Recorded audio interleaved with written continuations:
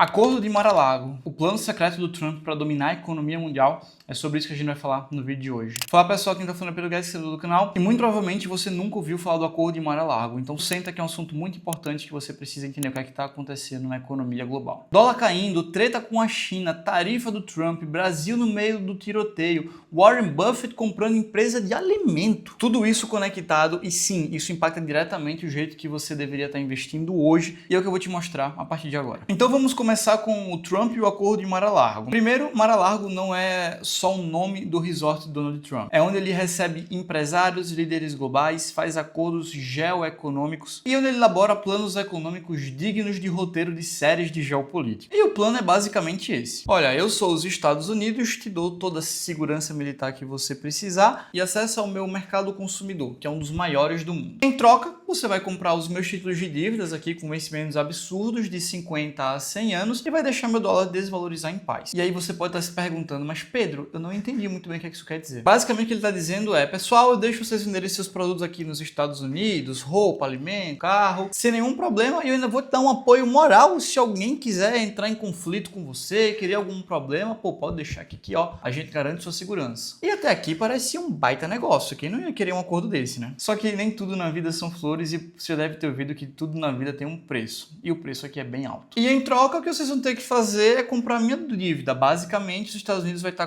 pegando dinheiro emprestado com outros países. Só que tem um grande porém, esses títulos têm prazos absurdos de 50, 100 anos. Ou seja, os Estados Unidos pega dinheiro hoje e só vai pagar de volta lá no futuro. E basicamente é troco de que juros? Eles basicamente não querem pagar juros ou querem pagar uns juros muito baixos. Mas Pedro, qual é a intenção do Donald Trump por trás disso? Porque se o dólar cair, ou seja, ele vai ficar mais barato frente a outras moedas, os produtos que são feitos nos Estados Unidos ficam mais baratos frente a outras economias. E aí, consequentemente, eles vão conseguir exportar mais, ou seja, vender para fora e reativar a chama da indústria americana. E aí acontecem duas coisas quando os Estados Unidos decidem vender os títulos de dívida de longo prazo, de 50, 100 anos. Primeiro é que ele vai oferecer mais dólares em troca do dinheiro de outros países. E segundo é que isso aumenta a oferta de dólares no mundo. Logo, com mais dólares circulando, a gente tem uma tendência a cair o preço da cotação do dólar norte-americano. E aí, consequentemente, com essa desvalorização, ele consegue exportar mais e o que ele mais busca também é reativar, né, fazer com que a economia americana, a indústria americana volte a performar bem, para gerar bastante emprego e deixar a China no canto dela. Mas Pedro, isso é bom ou isso é ruim? Cara, na real, isso aqui é bem complexo e você tem que entender o porquê. Basicamente, o que o Trump está fazendo é jogando tarifa em cima de tarifa para todos os países, Brasil, China, União Europeia, México, Canadá, cara, para todo mundo. E isso não é só birra, é estratégia, porque ele está querendo reduzir o déficit comercial. O que é que isso quer dizer, Pedro? Como nos Estados Unidos as pessoas importam muito, ou seja, entra mercadoria e sai dólares, isso gera um déficit comercial, porque está saindo dólar, saindo dólar, saindo dólar. Se sai dólar, fica negativo. Então ele quer reduzir esse déficit comercial. Como? Exportando mais, porque se ele exporta mais produtos, você vai vender esse relógio, você vai vender essa blusa, ele envia produto e recebe dinheiro. Então começa a entrar fluxo de dinheiro positivo, positivo, positivo, e aí reduz o déficit comercial. E aí tem um grande ponto, porque ele quer trazer de volta aquela indústria firme, forte. Só que tem um porém. A indústria atualmente, ela é robotizada. Por quê? Porque, cara, hoje em dia tudo é inteligência artificial, tudo é tecnologia. E salário na indústria hoje nos Estados Unidos é 3 vezes mais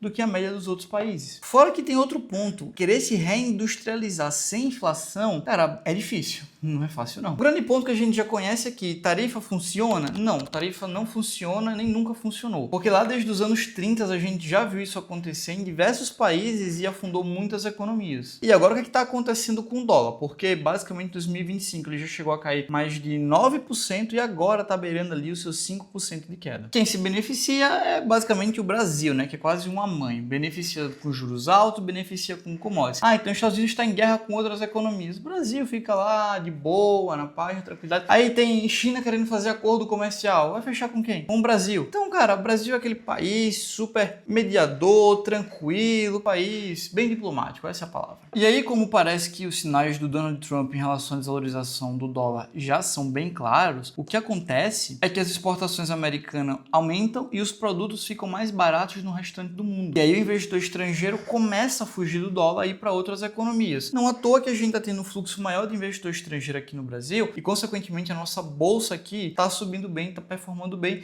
junto com com outras bolsas ao longo do ano. E aí, enquanto o Brasil e China tá naquela tarifa de 30, 40, 50%, quase um UFC da geopolítica, o Brasil tá só aqui, vende soja, exporta café, laranja, tá de boa, tomando seu cafezinho aqui, tranquilinho, sem muita preocupação. Aí você parar e pensa que o maior parceiro do Brasil é a China e o segundo maior, Estados Unidos. Então acaba que o pessoal diz, porra, esse país é neutro, né? O Brasil não tem problema com a China, não tem problema com os Estados Unidos, é um player neutro. Deu a terceira guerra mundial. Cara, pode ter certeza que o Brasil não vai estar envolvido nessa guerra. Então o investidor entende que por ser um país neutro, acaba trazendo dinheiro para cá. Agora tem um ponto muito importante, né? O Brasil, ele nunca se dá bem por mérito próprio, né? É sempre pelos outros, né? Cara, aqui no Brasil é uma vergonha, mas enfim. E aí fica a grande pergunta, Pedro, dado isso, tá na hora de comprar dólar? Sim, sempre é hora de você comprar dólar. Sem pressa e com constância. Agora, se você quer só investir no Brasil, aí você tá muito limitado. Porque diversificar em dólar não é uma questão ali de você querer. Hoje em dia já é mais uma questão de obrigação. Porque você vai ter acesso à maior economia do mundo, vai fugir da instabilidade que a gente tem política aqui no Brasil e aproveitar oportunidades de empresas globais, que são as maiores empresas do mundo. Então, uma hora da história que o Trump está tentando ali simplesmente jogar essas tarifas para poder deixar o dólar mais fraco e tentar reaver, né? Voltar, fazer com que a economia americana volte a surgir, a brilhar. E você que está vendo o dólar mais baixo, deveria estar aproveitando para diversificar o seu patrimônio, seja no Brasil, seja no exterior.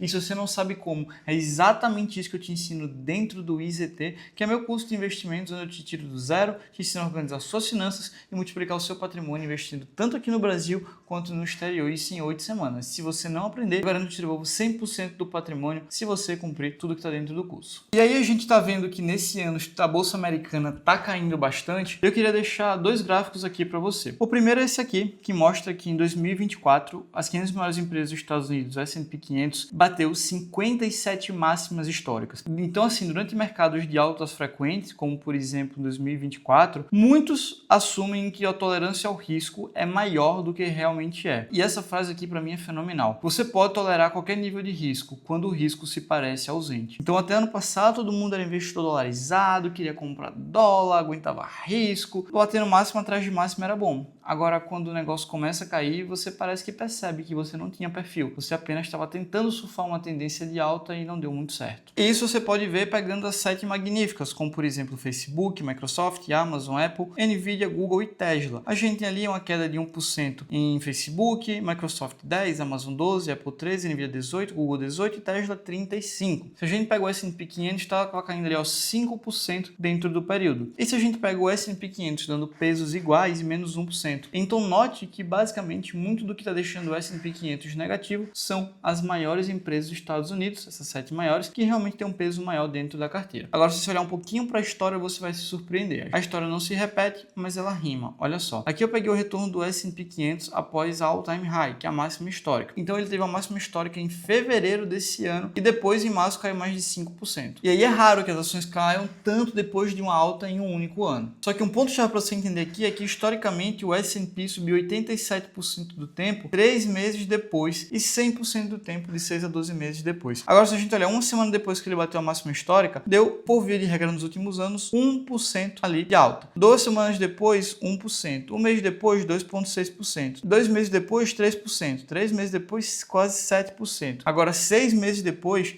dá 15% de alta. E 9 meses depois dá 22%, um ano depois dá na média 25% depois de cair da máxima histórica. Então note que 67% do tempo você consegue retornos positivos depois de um all-time high da máxima histórica. E se você olhar aqui em 100% do tempo você conseguiu retornos positivos se você comprou o S&P 500 depois de ele chegar numa máxima. Então entenda que diversificar o seu patrimônio é uma questão de sobrevivência e não uma questão de gosto. E se você quiser aprender a fazer isso da forma certa, sem medo, com orientação, entendendo tudo que está sendo feito, vai no link aqui embaixo na descrição e garante sua vaga dentro da 8ª turma do IZT. Se você é um investidor de topo, já deixa o like se você não deixou até agora. Se você não é, tenho certeza que você aprendeu algo até aqui, deixa o like, se inscreve no canal que é muito importante. Mais de 80% das pessoas que estão assistindo os vídeos aqui não são nem inscritas no canal, então vai lá, ajuda, é muito importante deixar o seu like e sua inscrição. E lembrando mais uma vez, se você entrar no IZT e não aprender a investir em 8 semanas, fazendo passo a passo que eu deixo lá, eu devolvo sem mais delongas 100% do seu dinheiro. É só o começo e vejo no próximo vídeo.